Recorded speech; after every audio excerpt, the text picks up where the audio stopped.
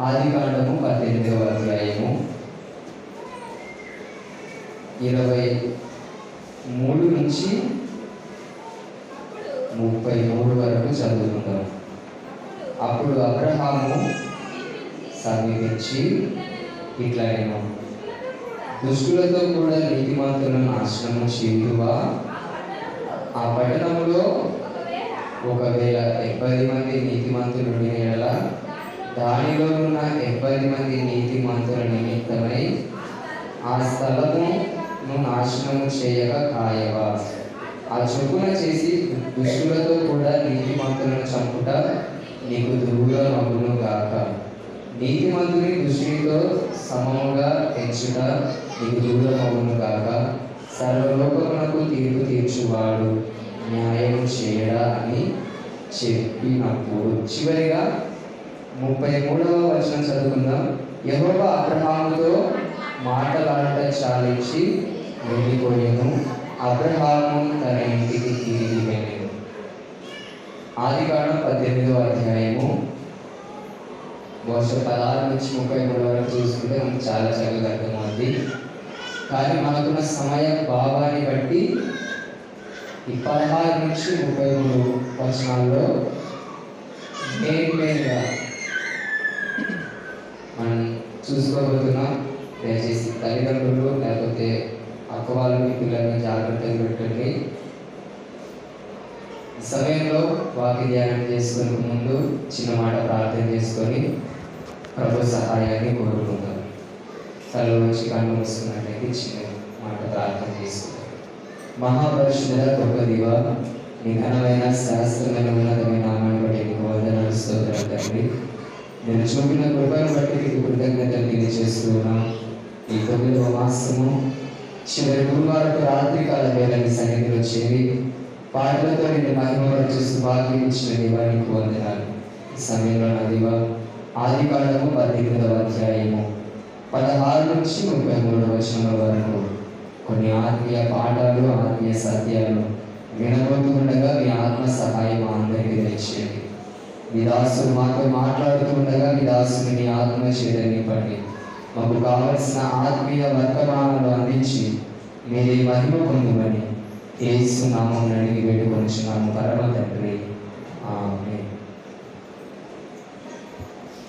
ఆదికాండము, నిర్గమకాండము, లేవియకాండము, సంఖ్యాకాండము, ద్వితీయోపదేశకాండం వీటిని ఏమంటారు?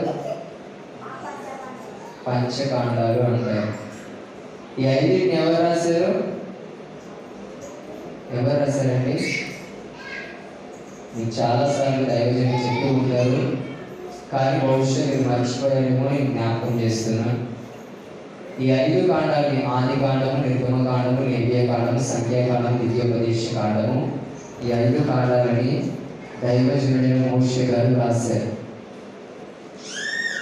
ఇందులో మొట్టమొదటి పుస్తకం ఏంటి అంటే ఆదికాండ. 66 పుస్తకాలు పాత నిబంధనలు మొదటి ఏంటిది?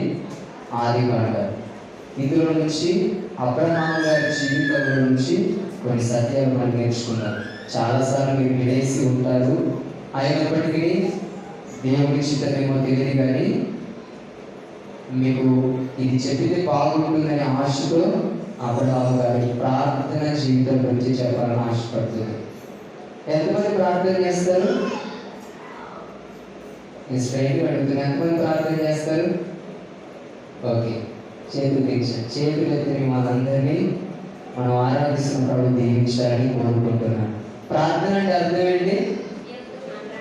వెనక వాళ్ళు కూడా చెప్తారు. ప్రార్థన అంటే అర్థం ఏంటమ్మా? ప్రార్థన అంటే అర్థం ఏంటి? ఒక్కరిద్దరు మాత్రమే చెప్పారు. ప్రార్థన అంటే అర్థం ఏంటి? అన్నవారు చెప్పారు. అన్నవారు ప్రార్థన అంటే అర్థం ఏంటి? గుడ్, చూపించారు. ప్రార్థన అంటే దేవునితో మాట్లాడాలి. ఎలా మాట్లాడతారు దేవునితో? ప్రార్థన చేస్తే దేవునితో మాట్లాడినట్టే కదా. ఓకే, ప్రార్థన ఎంతమందికి వచ్చు? ప్రార్థన ఎంతమందికి వచ్చు? సరే, చేతులు తీర్చారు. అక్క వాళ్ళు ఎంతమంది అన్నవాళ్ళతో కొట్లాడతారు? కొట్లాడతారు? అయ్యో, మీరు కొట్లాడారు, సంతోషం. మీ పిల్లలతో ఎంతమంది మాట్లాడతారు? మీ పిల్లలతో ఎంతమంది మాట్లాడతారు? పిల్లలతో మాట్లాడతారు మీరు? మాట్లాడతారా? పిల్లలతో మాట్లాడే తర్వాత అందరి చేతులు లేవండి. మీకు అర్థం కావాలని చెప్తున్నాను. పిల్లలు ఉన్నవారు మీ పిల్లలతో మాట్లాడరా? కొంచెం పైకి లేపాలి చేతులు. ఓకే. పిల్లలు లేని వారు అన్నవాళ్ళతో ఎంతమంది మాట్లాడతారు? అన్నవాళ్ళతో మాట్లాడరా? నేను సరే. పెళ్లి కాని వాళ్ళు ఎవరు ఉన్నారు? మీరు అమ్మ నాన్నతో మాట్లాడతారమ్మా? ఎంతమంది మాట్లాడతారు? చేతులు లేదు. సరే, మిమ్మల్ని కూడా అడుగుతున్నాను. మీ అమ్మ నాన్నతో లేకపోతే అక్క వాళ్ళతో మీ పిల్లలతో ఎంతమంది మాట్లాడతారు? ఓకే. మాట్లాడటమే ప్రార్థించడం కదా. పెద్దగా పేపర్ తీసుకొని ఒక లిస్ట్ రాసుకొని అదే పదాలు ఉచ్చరించడం అనేది కాదు, కానీ మీకు ఎలాగొచ్చో అలా ప్రార్థించాలి. అందుకని ప్రార్థన యొక్క ప్రాముఖ్యత మనం చాలాసార్లు విని ఉంటాం. ఈ రాత్రి కూడా అబ్రహాము గారు దేవుని దగ్గర ఎలా ప్రార్థించారో తెలుసుకుంటాం. మనందరికీ ప్రార్థన చేయడం అంటే చాలా ఇష్టం. అవునా కదండి? అవునా కదా? అవును. మరి ప్రార్థించే మనం మన జీవితాల్లో ఎంతసేపు దేవునితో కేటాయించుకుంటున్నామో పరిశీలన చేసుకోవాలి మనం. ఎందుకు అంటే ప్రార్థన ద్వారా ఎన్నో విషయాలు భక్తులు అందుకున్నారు. ప్రార్థన ద్వారా ఎన్నో విషయాలు మనిషికి సాధ్యం కానిది ప్రార్థన ద్వారా సాధ్యమయ్యేలా చేశారు భక్తులు. అందులో భాగంగా అబ్రహాము గారి జీవితాన్ని గురించి కొన్ని విషయాలు మనం చెప్పుకుందాం. అబ్రహాము గారి పిల్లలు ఉన్నారండి? ఇక్కడున్న అబ్రహాము గారికి ఉన్నారా? అప్పటికే ఒకరు పుట్టేశారు. ఎవరు? ఇస్మాయిల్ పుట్టేశారు. కానీ ఆయన ఎవరి సంతానం? ఇస్మాయిలు హాగరు సంతానం. అయితే దేవుడు అబ్రహాము చేసిన వాగ్దానం ఏంటి? నిన్ను విస్తారమైన జనముగా చేస్తానన్నాడు. మరి ప్రభువా, నా దాసి అయిన హాగరు ద్వారా నేను ఒక కుమారుని కన్నాను, ఆయన నాకు వారసుడు అవుతాడేమో అంటే దేవుడు ఏమన్నాడు అబ్రహాముతో? అలా కాదు, నీ కడుపున పుట్టే వ్యక్తి నీకు వారసుడు అవుతాడు, ఆయన ద్వారా లేకపోతే నీ ద్వారా సమస్త జనాలని ఆశీర్వదించబడతాయి అన్నారు. కొంచెం సర్దుకుంటే మంచిదేమో. అందరికి వచ్చిన పాట పాడతారా? హల్లెలూయా స్తుతి మహిమా ఎల్లప్పుడూ దేవునికి చెందును. హల్లెలూయా స్తుతి మహిమా ఎల్లప్పుడూ దేవునికి.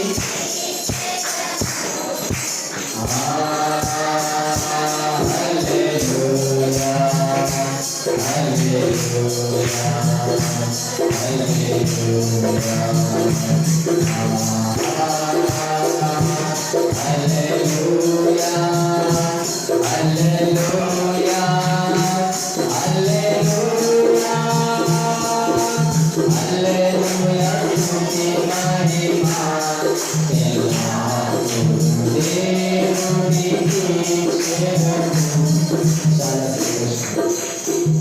అబ్రహాము గారికి దేవుడు వాగ్దానం చేశారు.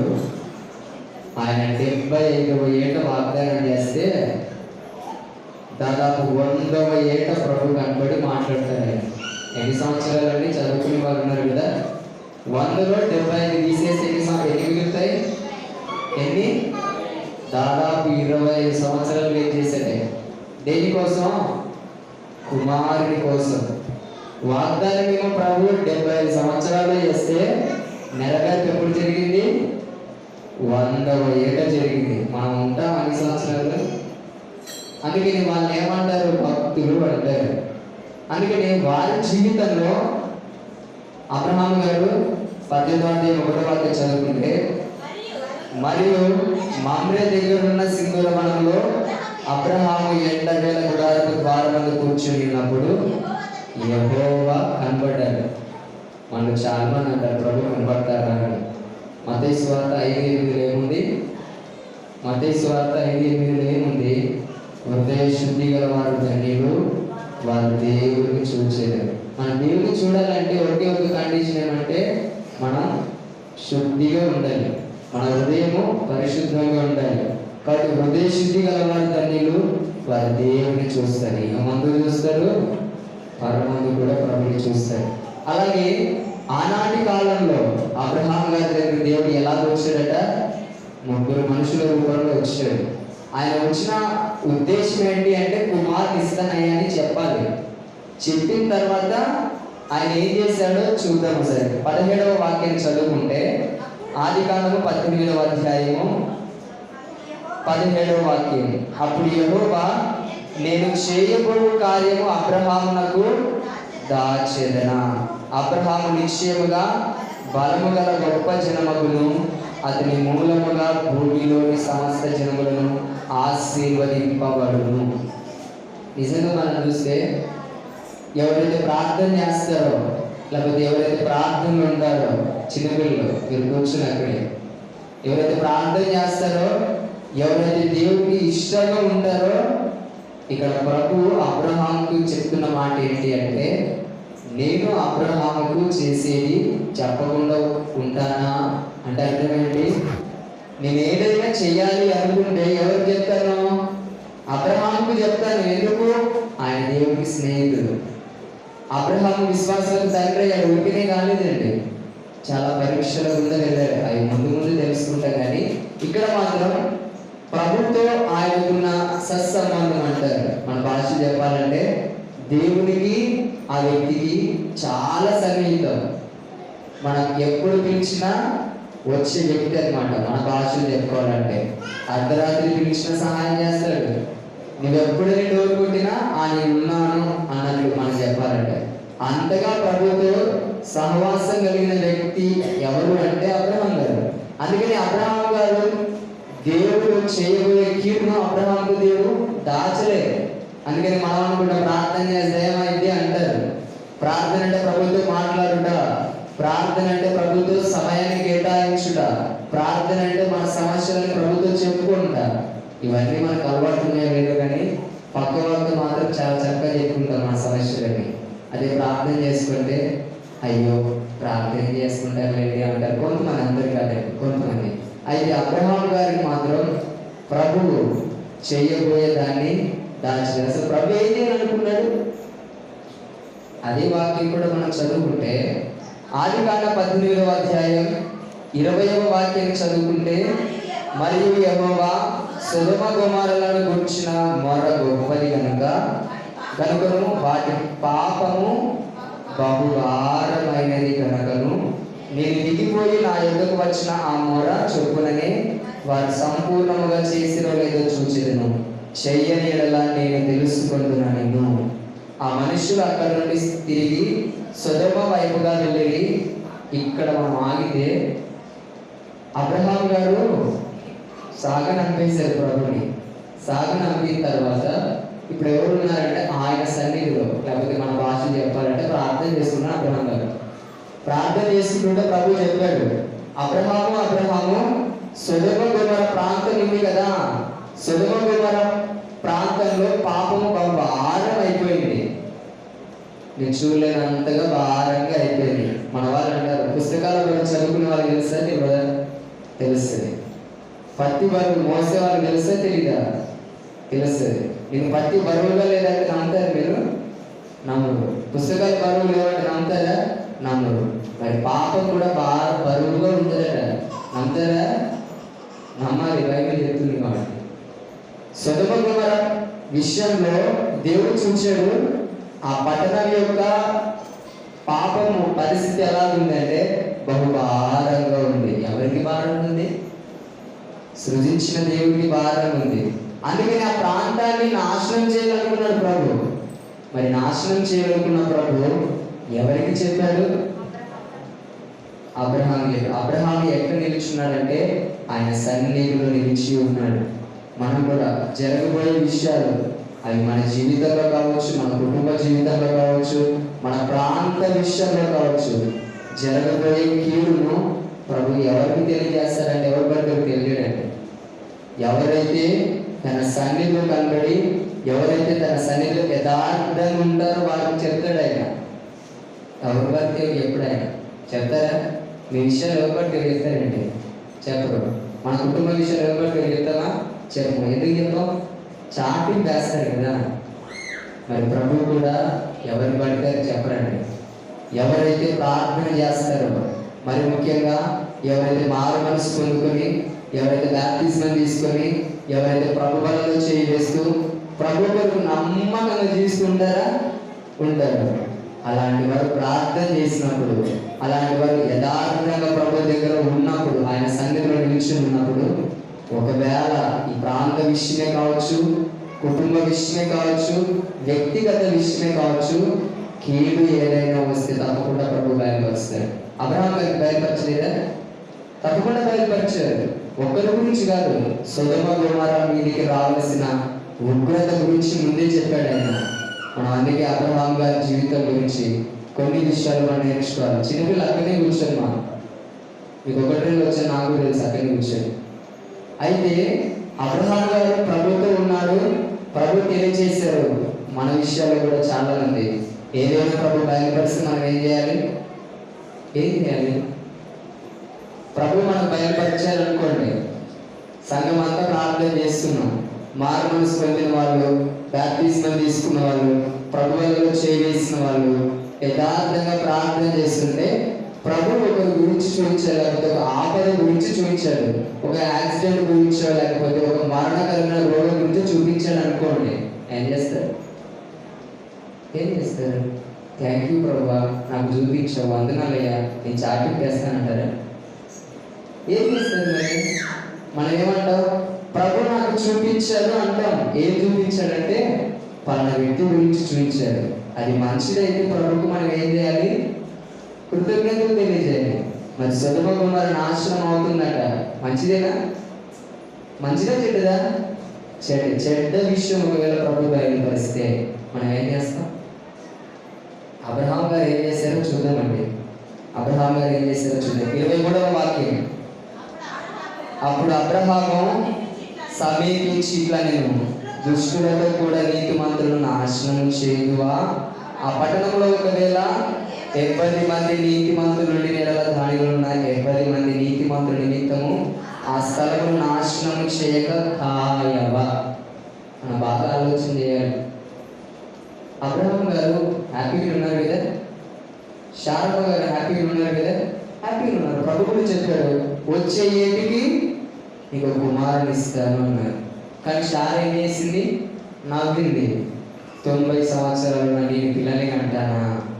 99 సంవత్సరాలు పైబడిన అబ్రహాము అవుతుందా? మేము వృద్ధాపంలో ఉన్నాము, మాకు సంతానం ఎలా కలుగుతుందని శారమ్మ ఏం చేసింది? నవ్వింది.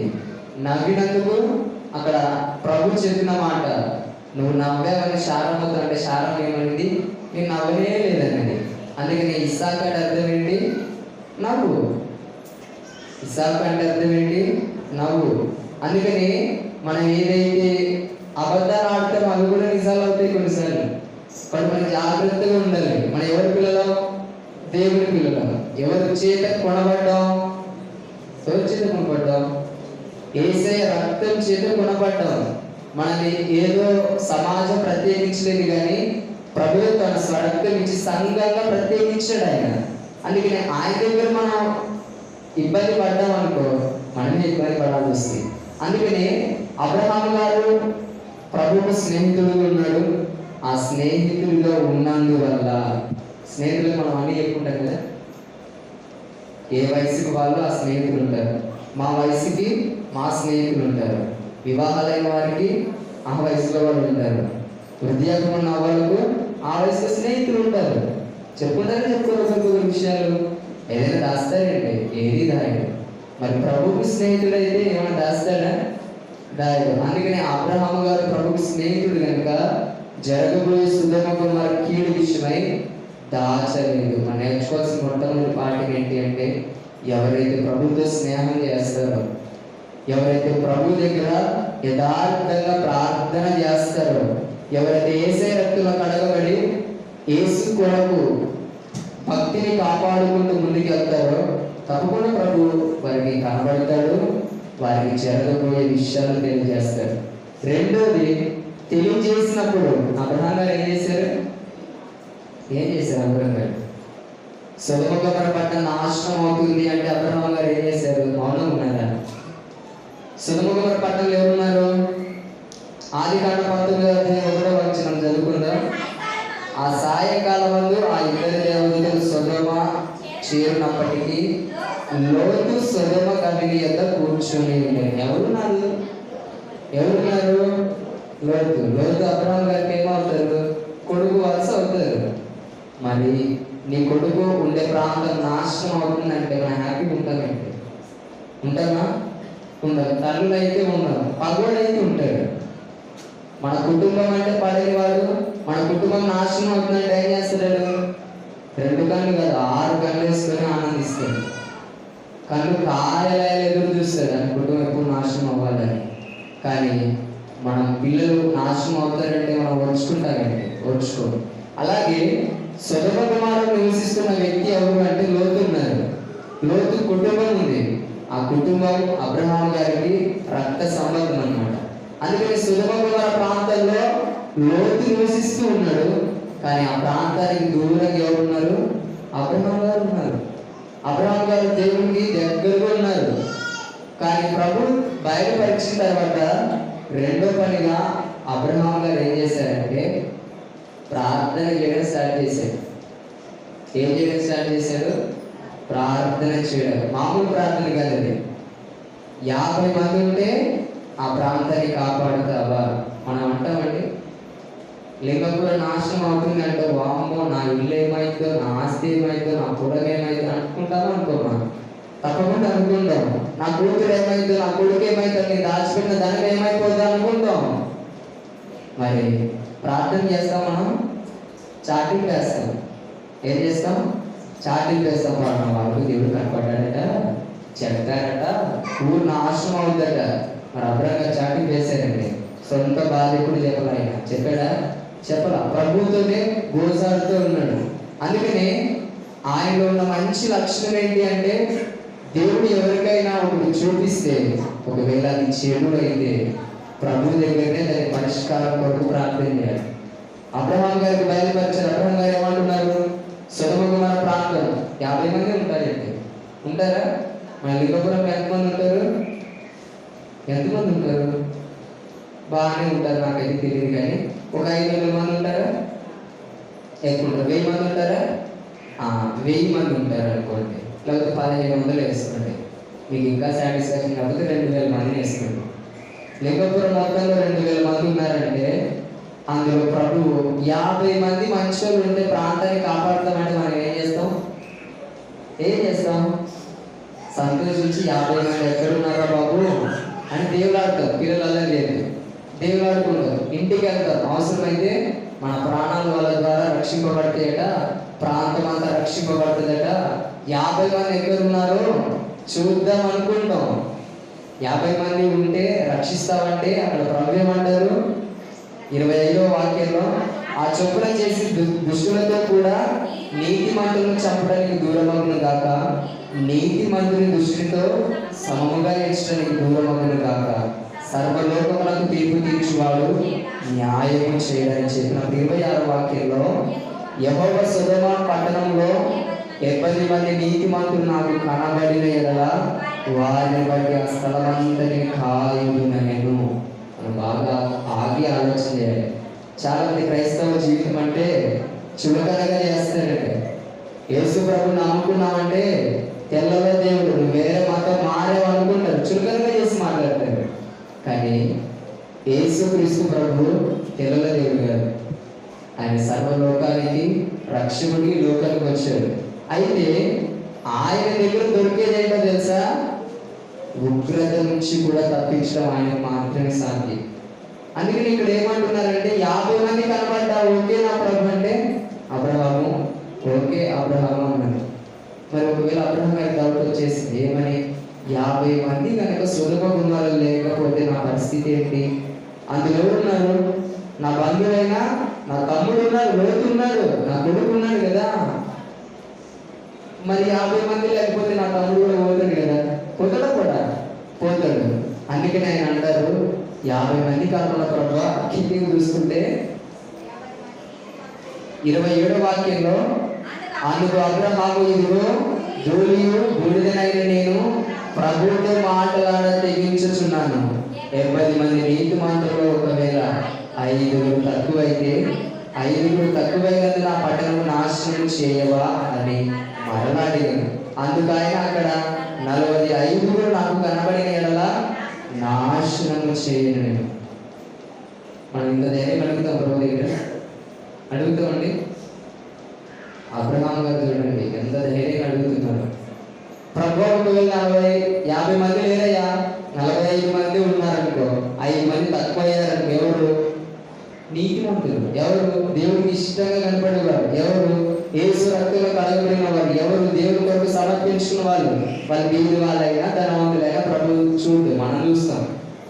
ఎవరైతే ఆయన రక్తంలో కడగబడి ఆయన సొత్తుగా మార్చబడి ఆయనకు సమీపంగా ఉన్న వాళ్ళు ఒక 5 తగ్గారనుకో, ప్రభు ఏమన్నారు? వాళ్ళని బట్టి కూడా నేను రక్షిస్తానన్నారు. అబ్రహాం గారు అందరితో అడిగాడా? అదే వాక్యాన్ని మరలా చదువుకుంటే, ఇంటికి చదువుకుంటే 40 మందియే కనబడుతురేమో.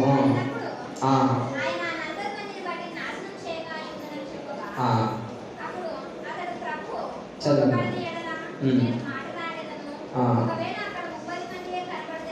ఓకే, చాలా నిజంగా చూడండి అబ్రహాం గారి ధైర్యం ఎంత గొప్పదో కదా. తన బంధువులను కాపాడుకోవడానికి ప్రభుతో ఏమంటారు? పెరుగులాడుతున్నారు, బ్రతిమలాడుతారు. మనం ఎప్పుడైనా అలా బ్రతిమలాడేమో ప్రార్థనలో? ప్రార్థన చేయాలంటేనే మనస్సులకు వస్తారు. ప్రార్థన చేయాలంటేనే కొంతమంది కూర్చొని ప్రార్థన అలవాటు, కొంతమంది బైక్ మీద చేసుకునే అలవాటు, అంటే మనసులో చేసుకునే అలవాటు, కొంతమందికి పడుకొని ప్రార్థన చేసుకోవడం అలవాటు. కానీ భక్తులు అంటారు మోకరించి ప్రార్థన చేస్తే అంతకు మించిన గొప్ప ఆశీర్వాదం ఏం లేదు. అయితే ప్రార్థనలో కూడా వీళ్ళు ఏం చేస్తున్నాడు? దేవునితో బ్రతిమలాడుతున్నాడు. మనకు బాగా అర్థం కావాలనుకోండి, టమాటా వీళ్ళు ఎప్పుడు తెలిసింది మనకు? కేజీ లేకపోతే కిలో 200 ఉన్నప్పుడు తెలిసిందా లేదా? అయ్యి బాబాయ్ టమాటా ఇంత గొప్పదేంటి, ధరలు ఎండిపోతూనే ఉంటాం, మండిపోతూనే ఉంటాం. ఇప్పుడు ఎంత? టమాటా కిలో ఎంత? 20 రూపాయలు. బాగా కొనుక్కుంటాం. అదే టమాటా 200 అయ్యింది కొంటామేంటి? 1/2 కేజీ 1/2 కేజీ కంటే ధరించుకోలేము. టమాటా కర్రీ కూడా చేసుకోలేదు. ఎందుకు? టమాటా విలువ తెలుసు కాబట్టి జాగ్రత్తగా వాడుకుంటాం. ఇక్కడ అబ్రహాం గారికి కూడా తన బంధువుల విలువ తెలుసు, రక్షణ పొందుకున్న వారి విలువ తెలుసు. మనం ఏమంటారు తెలుసా? ఏవాడు శాతగా దేవుడు అనుకున్నాడు.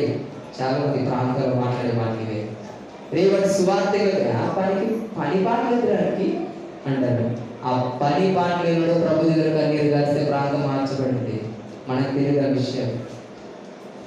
సువార్తలో మా ప్రాంతంలో సేవకు సమర్పించుకున్నప్పుడు నన్ను చూసి ఒక ఆమె ఏమనంటే, నువ్వు దేవుని సేవకు ఎందుకు అవుతావు నాకు తెలియదా?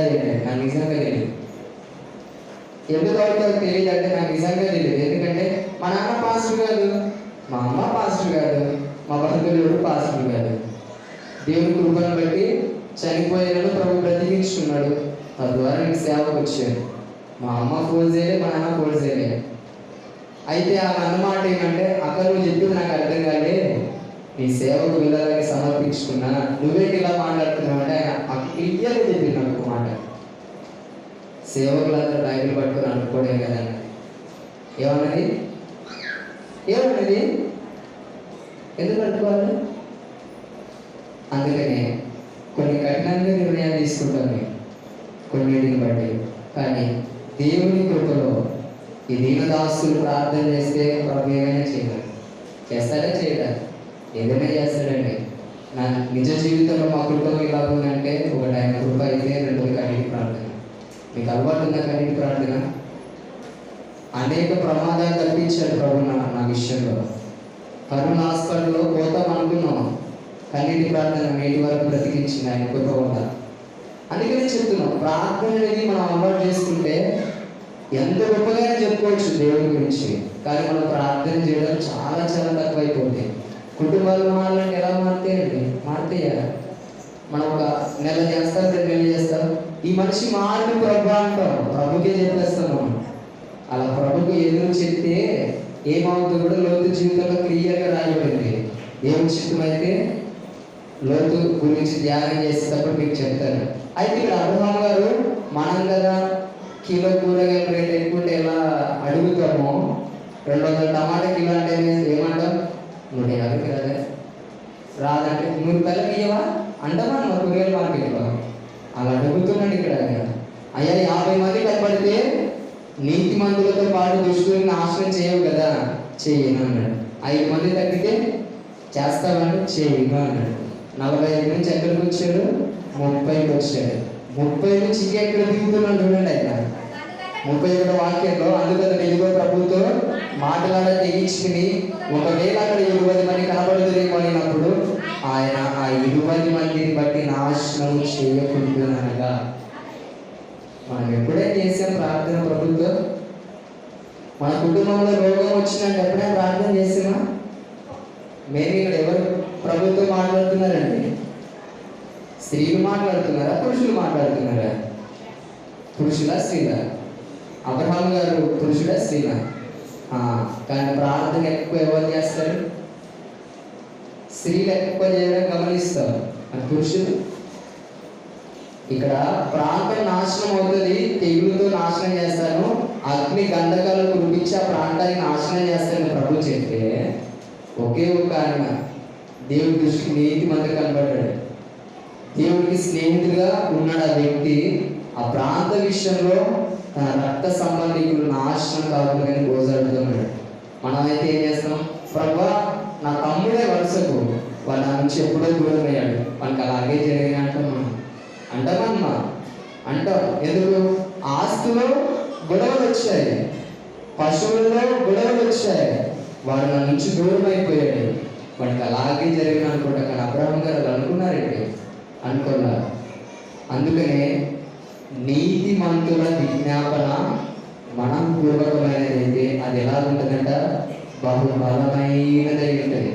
ఇంకా రాశారు యాకోబు పత్రిక 5వ అధ్యాయం 16వ వాక్యంలో. నిజంగా నీతి మంతులు అంటే ఎవరు? ఆయన రక్తంలో కడగబడిన వారే.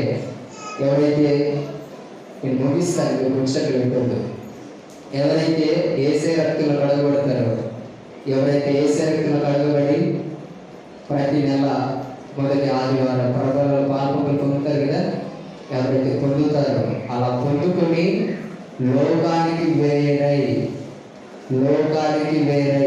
లోక ఆచారాలకు వేరై, లోక కట్టుబాటుకు వేరై తమను తాము ప్రభు కొరకు సమర్పించుకొని బ్రతుకుతారో వారు ఒక విషయమే ప్రార్థన చేస్తే ప్రభు తప్పకుండా జవాబిస్తాడు.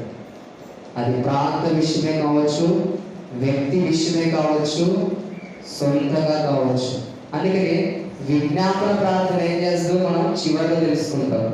అలా 32వ వాక్యంలో చదువుకుంటే, అతడు ప్రభు కోపపడని ఎడల నేను ఒక మాట్లాడదు, ఒకవేళ అక్కడ 10 మంది కనబడుతురేమైనప్పుడు ఆయన 10 మందిని బట్టి నాశనం చేయగలిగారు.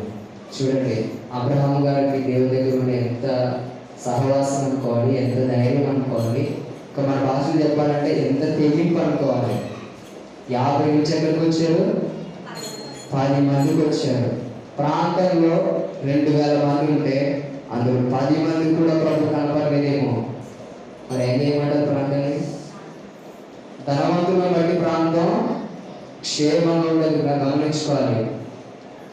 బీదలను బట్టి ప్రాంతం క్షేమం ఉండదు. చదువుకున్న వాళ్ళని బట్టి ప్రాంతం క్షేమం ఉండదు. ఎవరిని బట్టి క్షేమం ఉంటుందంటే విజ్ఞాపన ప్రార్థన చేసే వాళ్ళని బట్టి క్షేమం ఉంటుంది. నీతి మంతులు ప్రార్థన చేస్తేనే క్షేమం ఉంటుంది ప్రాంతం. రాబోయే ఉగ్రత కూడా తప్పించగలిగే ధనవంతుడు తప్పిస్తాడా? తప్పిడు. ఇష్టానుసారంగా బ్రతికే వాడు తప్పిస్తాడా? తప్పిడు. కానీ దేవుడి దృష్టికి నీతి మంతులు ఒక్కడు కనపడ్డా ఆ ఒక్క వ్యక్తి ప్రార్థన బట్టి కూడా ప్రభు ప్రాంతాన్ని రక్షించగలడు. అందుకని అదే రుజువైంది మనకు ఆదికాండం 19వ అధ్యాయము చివరిగా చెప్పి నేను ముగిస్తాను. 29వ వాక్యంలో ఆదికాండము 19వ అధ్యాయము 29వ వాక్యం. దేవుడు ఆ మైదానపు పట్టణములను పాడు చేసినప్పుడు, దేవుడు అబ్రహామును జ్ఞాపకం చేసుకుని లోతు కాపురమున్న పట్టణములను నాశనం చేసినప్పుడు ఆ నాశనముల మధ్యన లోతు నశించకుండా అతన్ని తప్పించెను. అబ్రహాము ప్రార్థన ప్రభు జ్ఞాపకం చేసుకున్నాడండి. ప్రభు దగ్గర అబ్రహాము ఎంతో రోజాడో అబ్రహాం గారికి తెలుసు, ప్రభువుకి తెలుసు. అందుకనే మనం ఎవరి జోలికైనా వెళ్ళొచ్చు, కానీ ఏసయ్య రక్తంలో కడగబడి ప్రార్థన చేసేవారి జోలికి అసలు వెళ్ళదు. అది ఎలాంటిదంటే ఇక మన చావు మనమే తెచ్చుకున్నట్టుంటుంది. అందుకని ప్రార్థన వీరుల జాబితాలో మనం ఎక్కాలే తప్ప ప్రార్థన వీరుల జోలికి మనం వెళ్ళామనుకో అప్పుడు పచ్చగానే కనిపిస్తుంది, తర్వాత ఎండిపోయి మనమే. అందుకని అబ్రహాం గారు ప్రార్థన చేయగా ప్రభు తప్పించడం లేదా? తప్పించడం లేదా? నా మాటలే చెప్పట్లా, నా సొంత మాట చెప్పట్లా. బైబిల్లో ప్రభు క్లియర్గా రాయించాడు. ఏమని అంటే, మరలా చదువుతున్న ఆదికాండం 19:29లో దేవుడు ఆ మైదానపు పట్టణములను పాడు చేసినప్పుడు దేవుడు అబ్రహామును జ్ఞాపకము చేసుకుని ఎవరిని తప్పించాడు? లోతు కుటుంబాన్ని తప్పించాడు. లోతు భార్య విట్లా లోతు విన్నాడండి. చెప్పింది కూడా వినకపోతే మన నాశనం మనమే తెచ్చుకుంటాం. అందుకే నేను ముగిస్తున్నా. అబ్రహాం గారు ప్రార్థన చేశారు, ప్రభు నెరవేర్చలేదా? మరి ప్రార్థన చేసి నెరవేర్చడా? ప్రభు ఎన్నటికీ పక్షపాతం చూపే వ్యక్తి కాదు. ఏసే రక్తంలో కడగబడిన ఎవరైనా కానీ యథార్థంగా చేయాలి. ఎలా చేయాలి? యథార్థంగా చేయాలి. మనలో ఏదైనా తప్పు ఉంటే మొట్టమొదటిగా మనం ఒప్పుకొని, ప్రభా ఒకవేళ ఏదైనా మిస్టేక్ చేస్తే క్షమించయ్యా, మనల్ని మనం పరిశీలన చేసుకున్న తర్వాత యథార్థంగా మన పరిస్థితులే కావచ్చు, మన కుటుంబమే కావచ్చు, వ్యక్తి గురించి కావచ్చు చేస్తే తప్పకుండా ప్రభు కార్యం చేస్తాడు. ఇక్కడ అబ్రహాం గారికి ప్రభు మొట్టమొదటిగా ఏం బయలుపరిచాడు? జరగబోయే కీడును బయలుపరిచాడు. అబ్రహాం గారు ఏం చేశారు? విజ్ఞాపన ప్రార్థన చేశారు. మామూలు ప్రార్థన కాదు, విజ్ఞాపన ప్రార్థన బట్టి. విజ్ఞాపన ప్రార్థన దేవుడు విన్నాడు. విని ఏం చేశాడు? నాలుగోదిగా ప్రమాదం నుంచి తప్పించాడండి. ఒక వ్యక్తి కుటుంబాన్ని ప్రమాదం నుంచి తప్పించాడు. మరి నీవు నేను ఏ ప్రమాదం గుండా వెళ్తున్నామో మనకే తెలియాలి. కుటుంబాల్లో చాలా మంది మార్పు లేదనుకోవచ్చు, కన్నీటితో ప్రార్థన చేయడం మన బాధ్యత. వాళ్ళు బాగుపడడానికి ప్రభు కృపనిస్తాడు. బాగుపడకపోతే చివరికి ఎక్కడికి వెళ్తాం? చేరుకోవాల్సిన గమ్యస్థలానికి చేరుకుంటాం. కాబట్టి అబ్రహాం గారు మొట్టమొదటిగా దేవునికి స్నేహితులుగా ఉన్నాడు. ఆయన ప్రార్థన చేసేటప్పుడు ప్రభు బయలుపరిచాడు. ఒకటి, జరగబోయేదాన్ని దేవుడు బయలుపరుస్తాడు. జరగబోయేదాన్ని దేవుడు బయలుపరిచినప్పుడు అది కీడైతే ప్రభు దగ్గర మనం గోచడాలి, కొట్టేది. ప్రార్థన వింటాడు ప్రభు, కొట్టివేస్తాడు. జరగబోయే అపాయం నుంచి కూడా ప్రభు తప్పిస్తాడని ఈ లేఖన భాగాన్ని బట్టి నేను చెప్తూ నా మాటలు ముగిస్తూ ఉన్నాను. దేవుడు